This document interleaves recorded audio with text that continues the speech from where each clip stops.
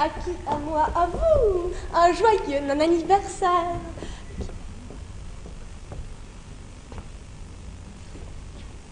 Gimme, gimme, gimme a man to give. Let's have na na na na na. Gimme, yeah. Gimme, gimme, gimme, gimme.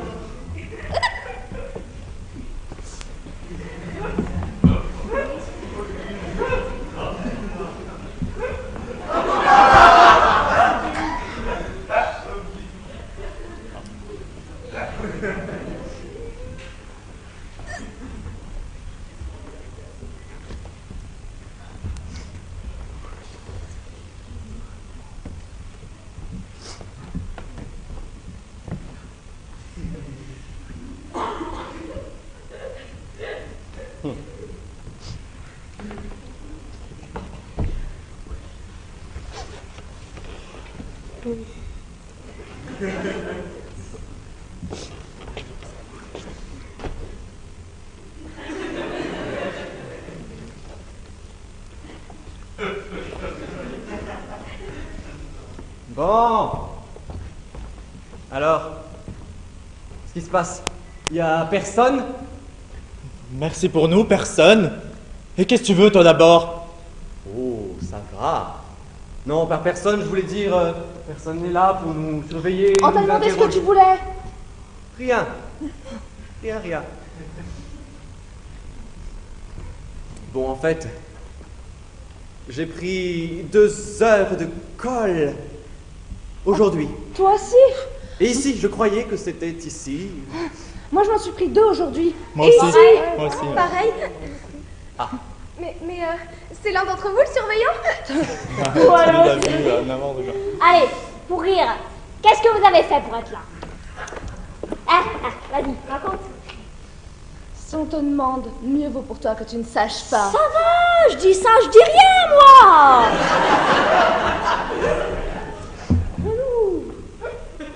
C'est quoi ça? C'est un bouquin. Attendez, il y a un mot. Vous avez un devoir à faire, la cantatrice chauve. Bon travail, pas de surveillant en call aujourd'hui. Attendez, il y a écrit autre chose derrière. Vous êtes dans une zone de vidéosurveillance, tout ce que vous faites sera filmé et visionné par un responsable. Évidemment, interdiction de sortir si vous ne voulez pas passer tous vos week-ends ici. Vas-y, mais c'est la Starac ou quoi? La leçon grave. La cantatrice. Mais non, attendez, hé! C'est du théâtre! Bon, on commence. Alors tu vois, pour commencer ça, il faudrait de la musique. Tu Oh vois. ouais, vas-y, de la musique, quoi.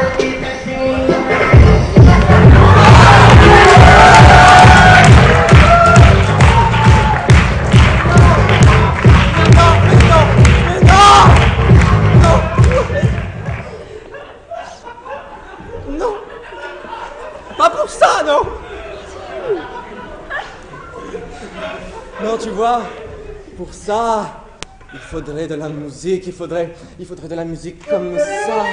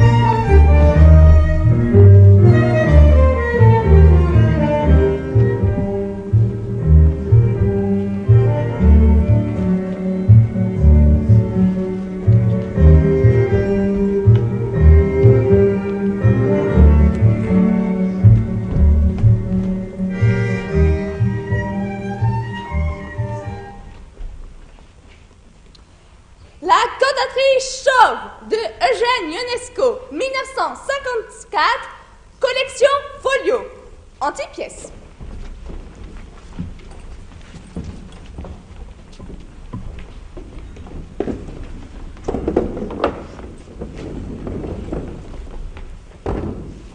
Scène 1. Intérieur bourgeois anglais, avec des fauteuils anglais. Soirée anglaise. Monsieur Smith, anglais, dans son fauteuil et ses pantoufles anglais, fume sa pipe anglais et lit un journal anglais, près d'un feu anglais. Il a des lunettes anglaises et une petite moustache grise anglaise.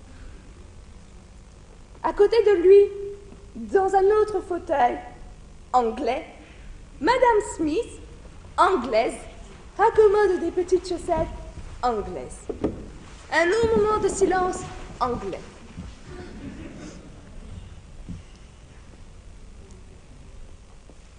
La pendule anglaise frappe 17 coups anglais.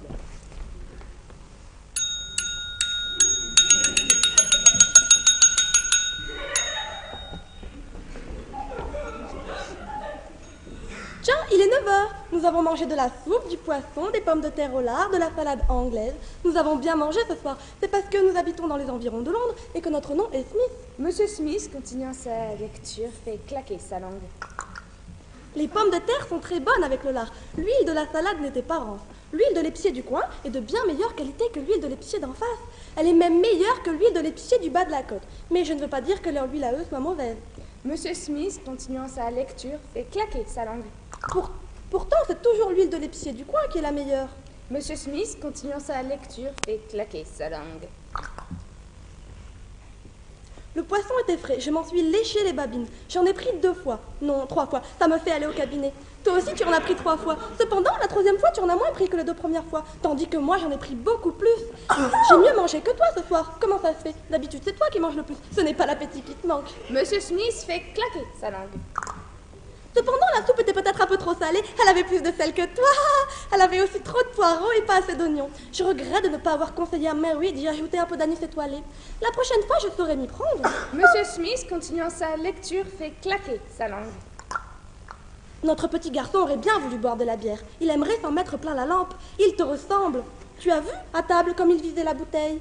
Mais moi, j'ai versé dans son verre de l'eau de la carafe. Il avait soif et il l'a bu. Hélène me ressemble. Elle est bonne ménagère, économe, joue du piano. Elle ne demande jamais à boire de la bière anglaise.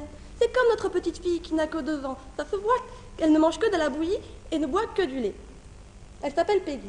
La tarte au coin et aux haricots a été formidable. On aurait bien fait peut-être de prendre au dessert un petit vin de Bourgogne australien. Mais je n'ai pas porté le vin à table afin de ne pas donner aux enfants une mauvaise preuve de gourmandise. Il faut leur apprendre à être sobre et mesuré dans la vie. Monsieur Smith, continuant sa lecture, fait claquer sa langue. Mrs. Parker connaît un épicier roumain nommé Popescu Rosenfield qui vient d'arriver de Constantinople. C'est un grand spécialiste en yaourt. Il est diplômé de la grande école des fabricants d'Andrinople. J'irai demain lui acheter une grande marmite de yaourt roumain folklorique. On n'a pas souvent des choses pareilles ici dans les environs de Londres. Monsieur Smith, continuant sa lecture, fait claquer sa langue. Le poisson était frais. Je m'en suis léché les babines. J'en ai pris 2 fois. Non, 3 fois. Ça me fait aller au cabinet. Le yaourt le yaourt est excellent pour la santé, pour l'estomac, les reins, l'appendicite et l'apothéose. C'est ce que m'a dit le docteur Mackenzie King, qui soigne les enfants de nos voisins. C'est un bon médecin, on peut avoir confiance en lui. Il ne recommande jamais d'autres médicaments que ceux dont il a fait l'expérience sur lui-même. Avant de faire opérer Parker du foie, c'est lui d'abord qui s'est fait opérer sans être aucunement malade. Mais alors comment se fait-il que le docteur s'en soit tiré et que Parker en soit mort? Parce que l'opération a réussi chez le docteur, mais n'a pas réussi chez Parker. Alors Mackenzie n'est pas un bon docteur. L'opération aurait dû réussir chez tous les deux, ou alors tous les deux auraient dû succomber. Pourquoi? Parce qu'un médecin consciencieux doit mourir avec le malade s'ils ne peuvent guérir ensemble. Le commandant d'un bateau périt avec le bateau dans les vagues. Il ne lui survit pas. Ah, je n'y avais pas pensé. Et alors, quelle conclusion en tires-tu? C'est que tous les médecins ne sont que des charlatans, et tous les malades aussi. Seule la marine est honnête en Angleterre. Mais pas les marins? Naturellement. Pause! On nous pause.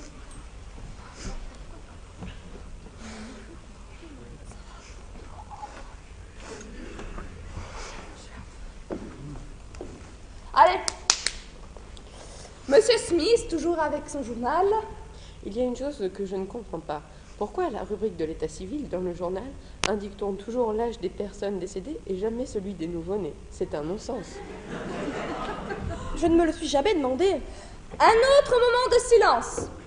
La pendule sonne 7 fois. Silence. La pendule sonne 3 fois. Silence. La pendule ne sonne aucune fois. Monsieur Smith, toujours avec son journal.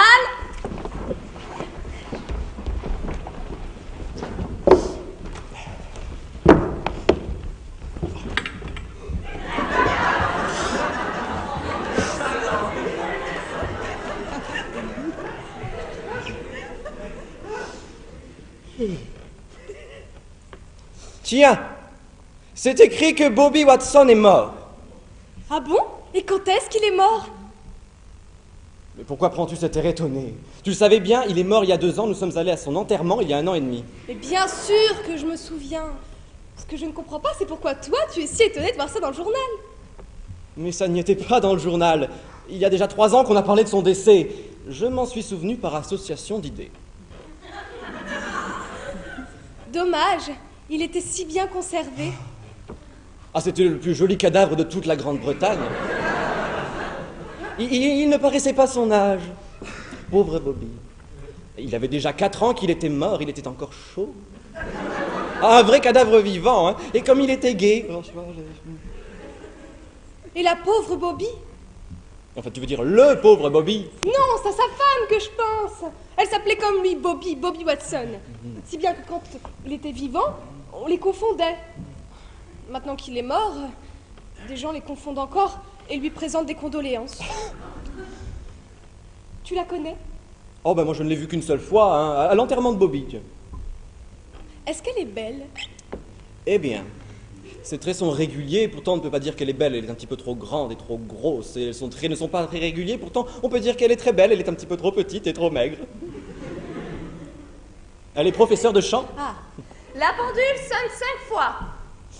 Un montant.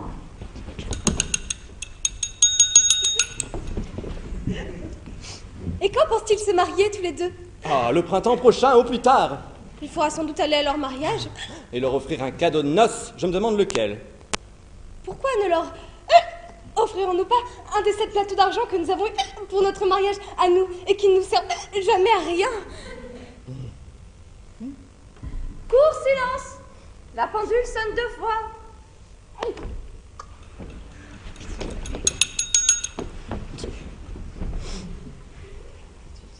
C'est triste d'être demeuré veuve si jeune. Et heureusement qu'ils n'ont pas eu d'enfants. Des enfants, qu'est-ce qu'elle en aurait fait? Bah, attends, elle est encore jeune, hein.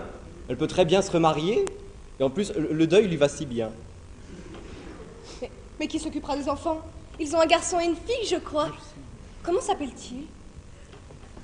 Ben, Bobby et Bobby, comme leurs parents. Ah, D'ailleurs, l'oncle de Bobby Watson, est riche.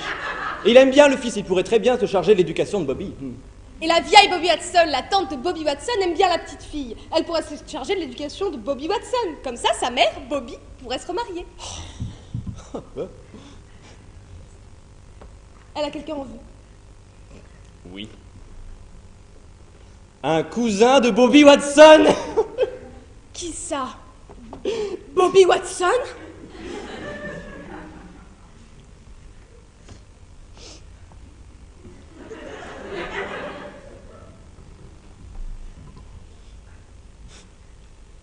Mais de quel Bobby Watson parles-tu, là? De vieux Bobby Watson, le fils de l'oncle de Watson du mort. Mais non, c'est un autre, c'est Bobby Watson, le fils de la vieille Bobby Watson, la tante de Bobby Watson, le mort. Tu veux parler de Bobby Watson, le commis voyageur? Mais tous les Bobby Watson sont commis voyageurs.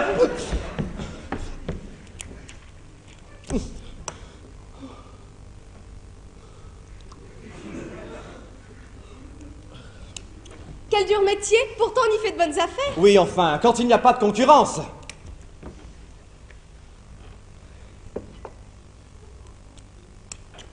Et quand est-ce qu'il n'y a pas de concurrence? Le mardi, le jeudi et le mardi.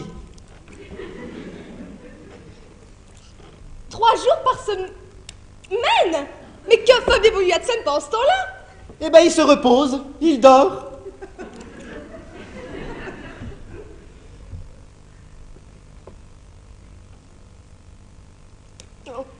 Mais pourquoi ne profite-t-il pas de ces 3 jours s'il n'y a pas de concurrence? Je ne peux pas tout savoir, je ne peux pas répondre à toutes tes questions idiotes. Tu dis ça pour m'humilier? Et tu sais bien que non. Vous les hommes, vous êtes tous les mêmes. Vous passez votre journée à boire, à vous poudrer les joues et vous farder les lèvres. Si vous n'êtes pas tout le temps en train de fumer sans arrêt. Et qu'est-ce que tu disais si les hommes faisaient comme les femmes, buvaient toute la journée, se mettaient du rouge aux lèvres, se fardaient les joues et fumaient, hein? Quant à moi, je m'en fiche. Mais si tu dis ça pour m'humilier, tu sais que je n'aime pas ça.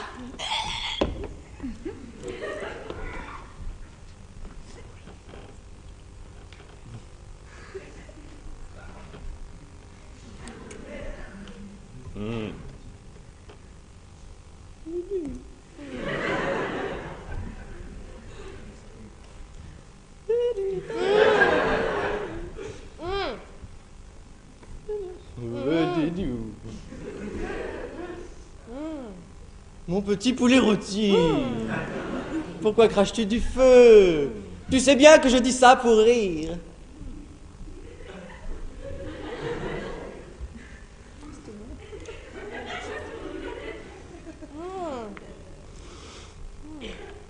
Non.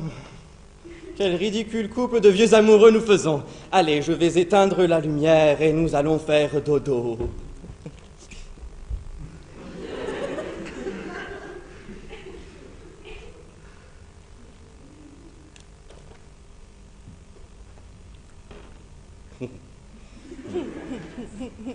Ouais. Arrête. Oh, arrête. Pas là. Arrête.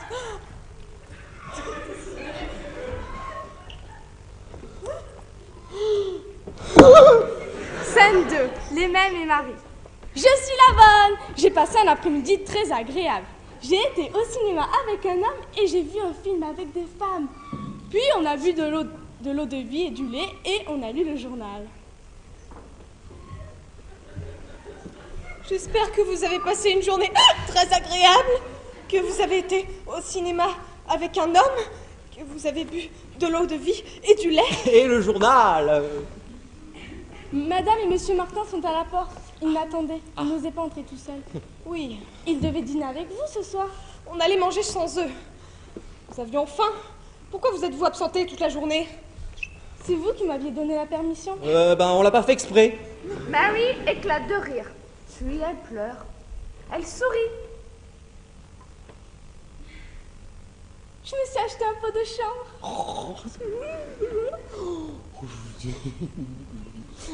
Bon, Mary, allez ouvrir au Martin, nous allons nous habiller. Madame et Monsieur Smith sortent à droite. Mary ouvre la porte à gauche par laquelle entrent Monsieur et Madame Martin.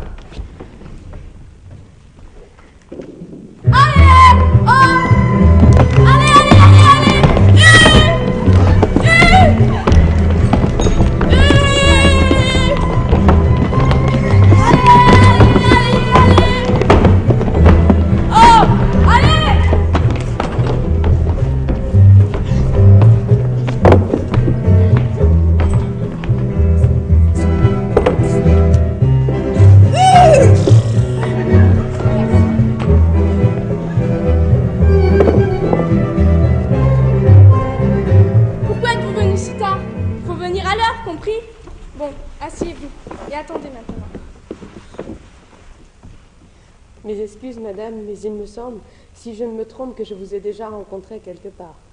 Ah, moi aussi, monsieur. Il me semble que je vous ai déjà rencontré quelque part. Ne vous aurais-je pas aperçu à Manchester par hasard? C'est très possible. Moi, je suis originaire de la ville de Manchester.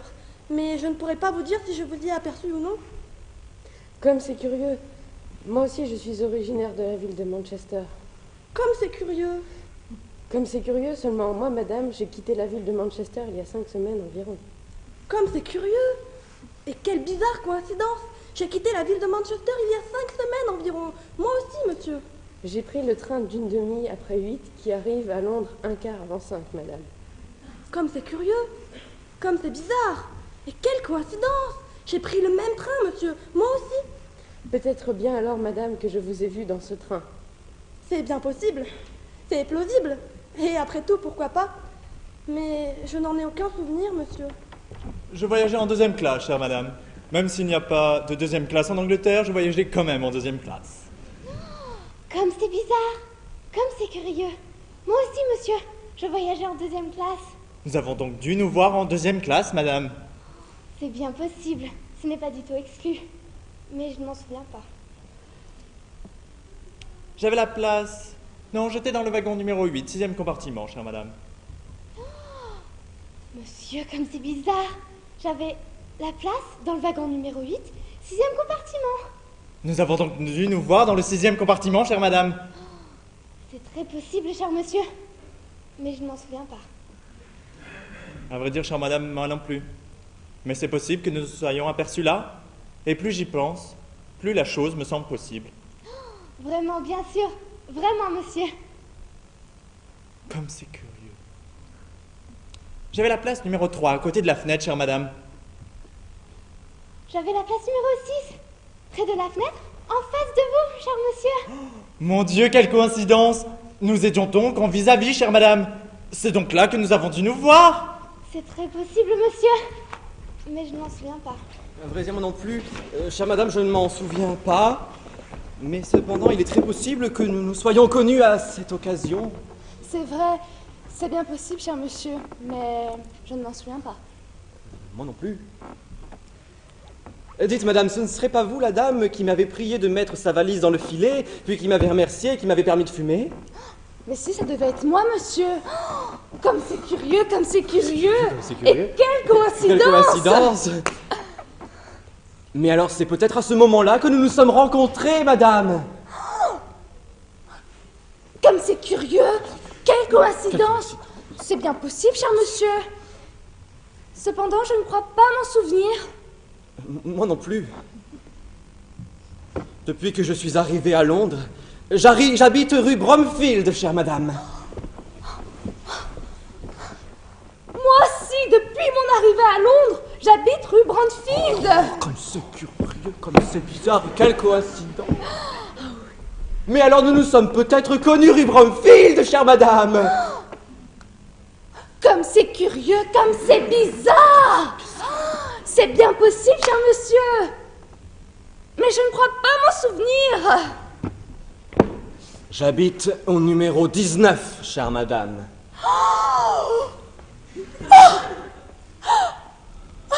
Comme c'est curieux.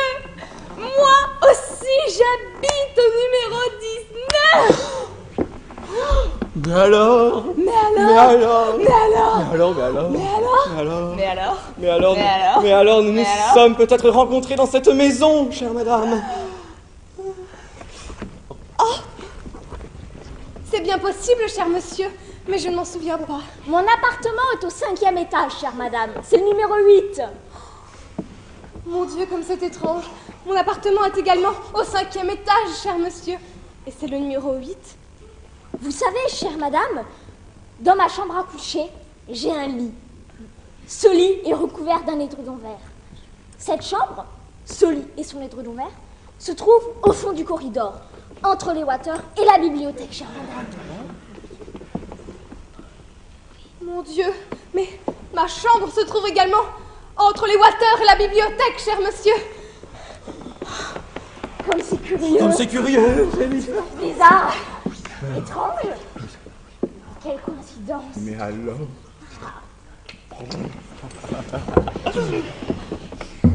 Alors, chère madame, il se peut que nous vivions dans la même chambre et que nous dormions dans le même lit. C'est peut-être là que nous sommes rencontrés. Peut-être même la nuit dernière.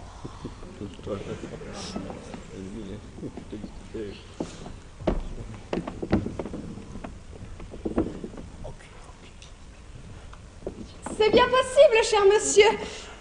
Mais je n'en souviens pas.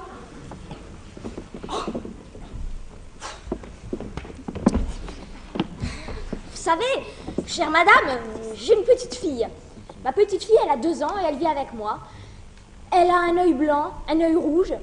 Elle s'appelle Alice et elle est blonde. Et elle est très jolie, chère madame. Ma petite fille est également blonde, cher monsieur. Elle est très jolie, s'appelle Alice et a un œil blanc et un œil rouge. Comme c'est curieux. Oh, c'est trop curieux. Comme c'est curieux. C'est trop curieux. Comme c'est curieux. Oh, c'est curieux. Et quelle coïncidence, mais alors? Oui. Oui. Oh oui, oui. Alors, chère madame, je crois qu'il n'y a pas de doute. Nous nous sommes déjà rencontrés. Et vous êtes ma propre épouse. Elisabeth, je t'ai retrouvée. Donald, c'est toi, darling.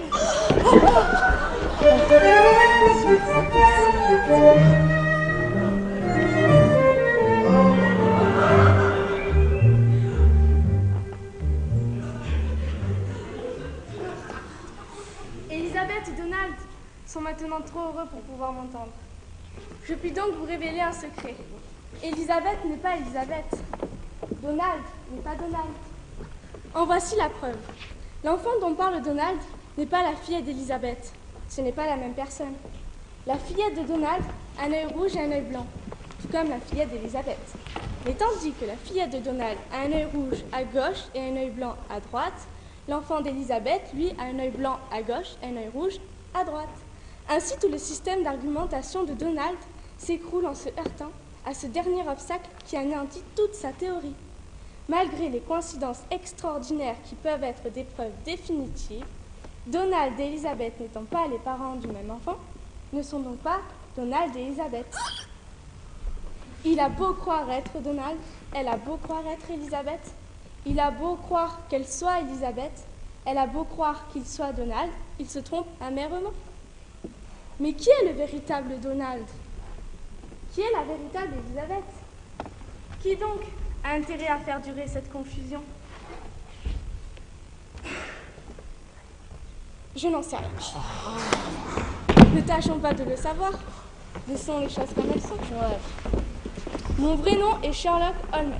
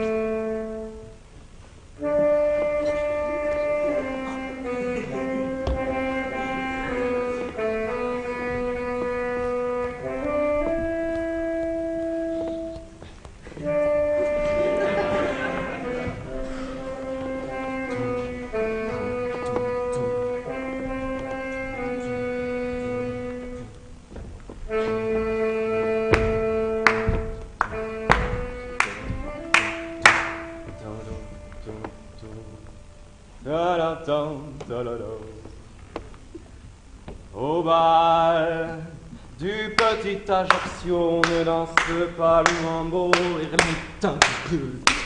ni le bebop ni la biguine, mais un vrai tango d'origine. Le tango calce, c'est un tango conditionné.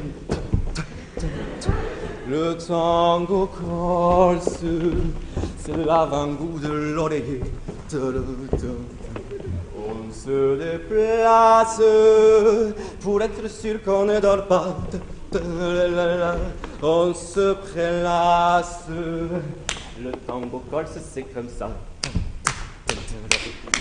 Quand Dominique est fatigué de voir les autres travailler, il souffle un peu de le peau.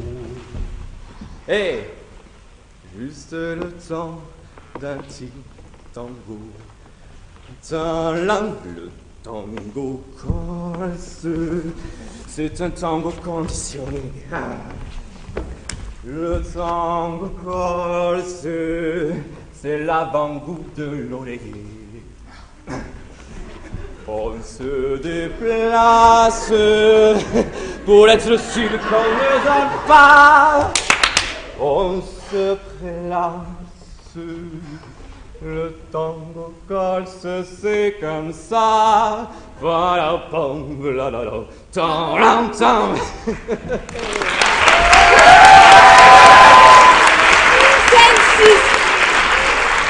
Scène 6, les mecs s'en marient. La pendule sonne tant qu'à vieux.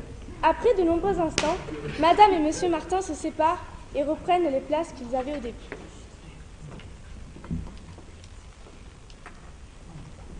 Monsieur Martin, oublions, darling, tout ce qui ne s'est pas passé entre nous, et maintenant que nous nous sommes retrouvés, tâchons de ne plus nous perdre et restons comme avant. Madame Martin. Oui, darling.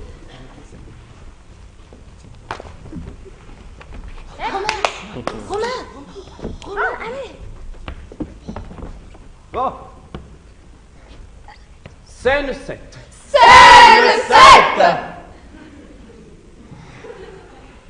Les mêmes, les Smiths. Madame et Monsieur Smith entrent à droite sans aucun changement dans leurs vêtements. Les Smiths. Madame et Monsieur Smith entrent à droite. Les Smiths. Allez. Bonsoir, chers amis. Excusez-nous de... À qui je parle? Les Martins. Bonsoir, chers amis. Excusez-nous de vous avoir fait attendre si longtemps. Nous avons pensé qu'on devrait vous rendre les honneurs auxquels vous avez le droit. Et dès que nous avons su que vous nous faisiez l'honneur de venir nous voir sans prévenir de votre visite, nous sommes dépêchés d'aller revêtir nos habits de gala. Nous n'avons rien mangé de toute la journée. Ça fait 3 heures que nous vous attendons. Pourquoi êtes-vous venus en retard? Alors, Madame et Monsieur Smith s'assoient en face des visiteurs. La pendule souligne les répliques avec plus ou moins de force selon le cas. Les Martins, elles surtout, ont l'air embarrassées et timides. C'est pourquoi la conversation s'amorce difficilement et les mots viennent au début avec peine. Un long silence gêné au début, puis d'autres silences, puis d'autres hésitations par la suite. Silence. Silence. Silence.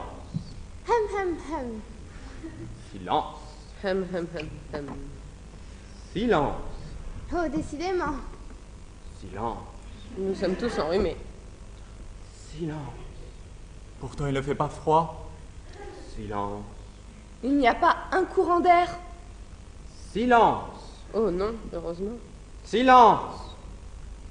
Ah là là là là. Silence. Vous aviez du chagrin? Silence. Non, il s'emmerde. Silence. Monsieur, à votre âge, vous ne devriez pas. Silence. Le cœur n'a pas d'âge. Silence. C'est vrai. Silence. On le dit. Silence. On dit aussi le contraire. Silence. La vérité est entre les deux. Silence. C'est juste. Silence. Vous qui voyagez beaucoup, vous devriez pourtant avoir des tas de choses intéressantes à nous raconter. Dis chérie, qu'est-ce que tu as vu aujourd'hui? Ce n'est pas la peine, on ne me croirait pas. Nous n'oserions pas mettre en doute votre bonne foi. Vous nous offenseriez si vous le pensiez. Tu les offenserais, chérie, si tu le pensais.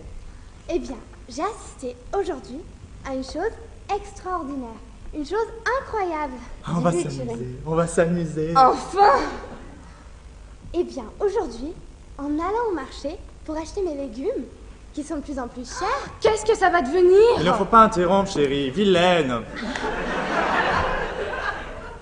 j'ai vu, dans la rue, à côté d'un café, un homme convenablement vêtu, âgé d'une 50aine d'années, même pas. Qui Qui quoi? Il ne faut pas interrompre, chérie. Pas quand tu es dégoûtante. Chérie, c'est toi qui as interrompu le premier. Muf! Oh oui.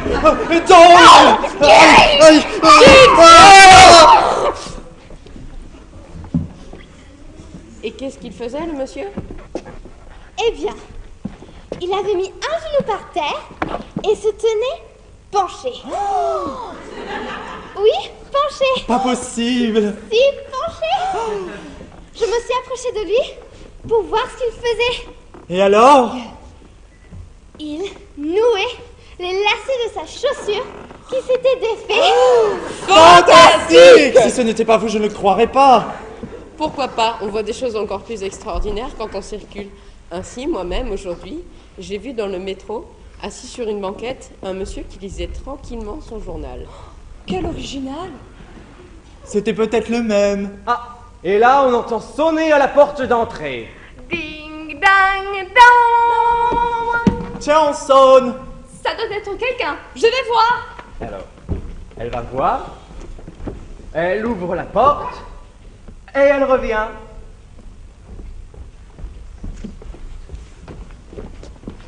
Personne. Elle se rassoit. Je vais vous donner un autre exemple. Ah, sonnette. Ding, dang, dong. Tiens, on sonne. Il doit y avoir quelqu'un. Je vais voir.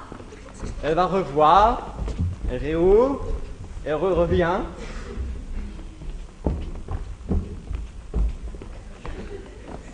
Personne. Elle se rassoit à sa place.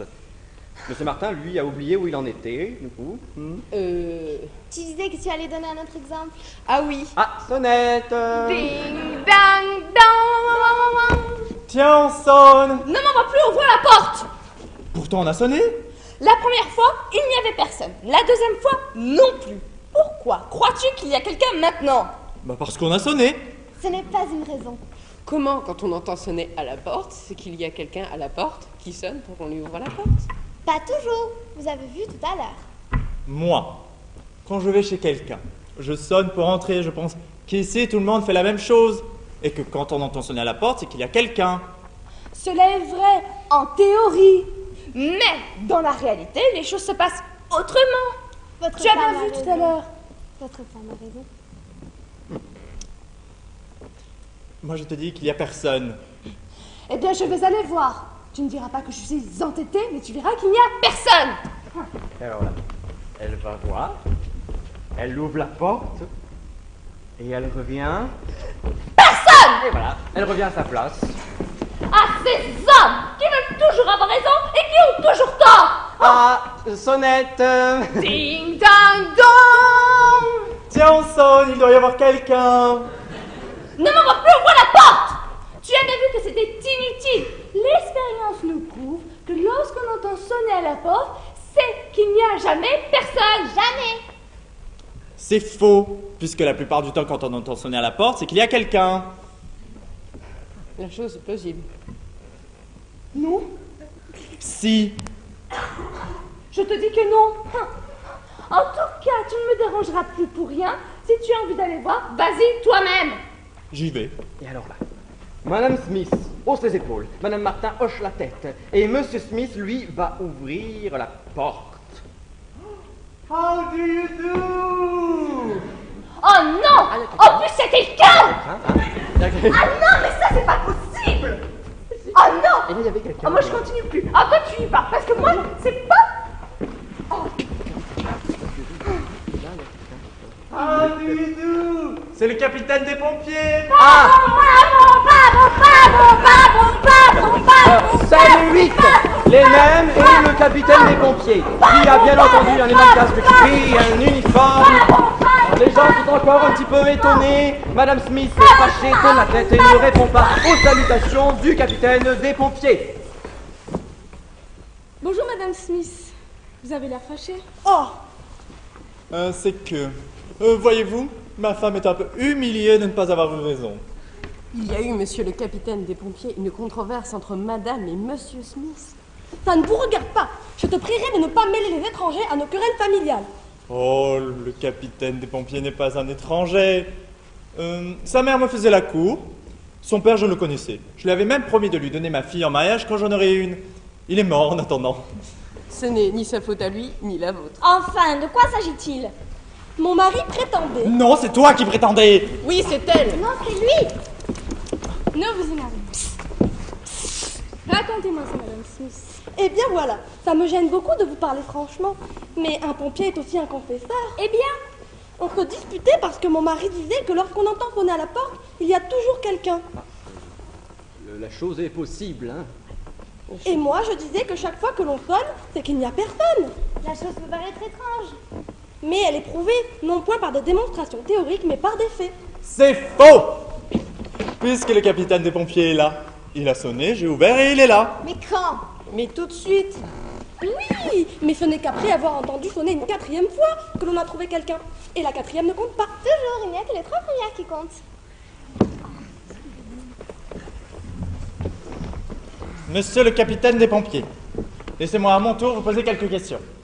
allez-y. Quand j'ai ouvert la porte, c'est bien vous qui aviez sonné. Oui, c'était moi. Vous sonniez pour entrer. Je ne nie pas.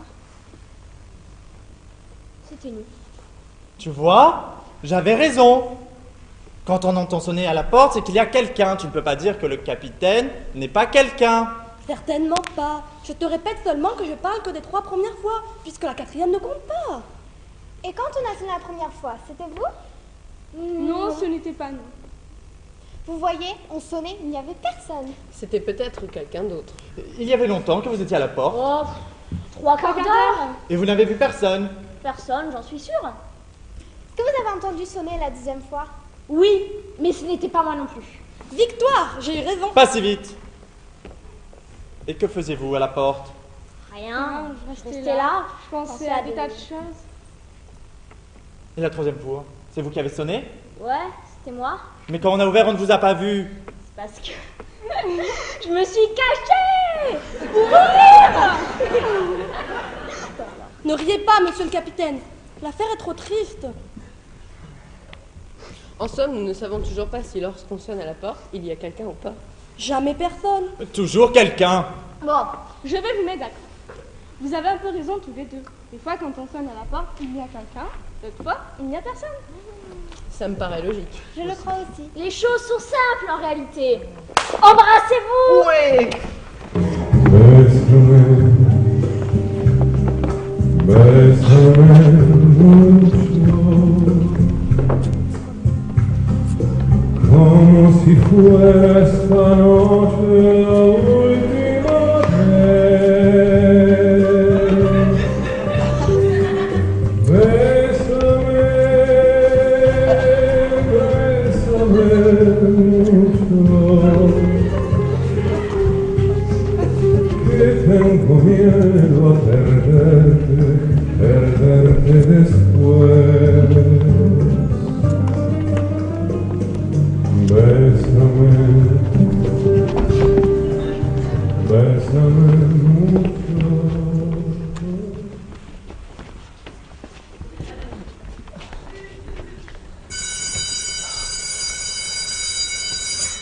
Ah, sonnette. Non. Sonnerie. Et quelle sonnerie? Sonnerie de la fin. C'est la fin. Mais ça fait pas 2 heures qu'on joue. Oh oui, mais tu sais, le temps au théâtre est si différent. On se tire? Ouais. Oh, la cantatrice.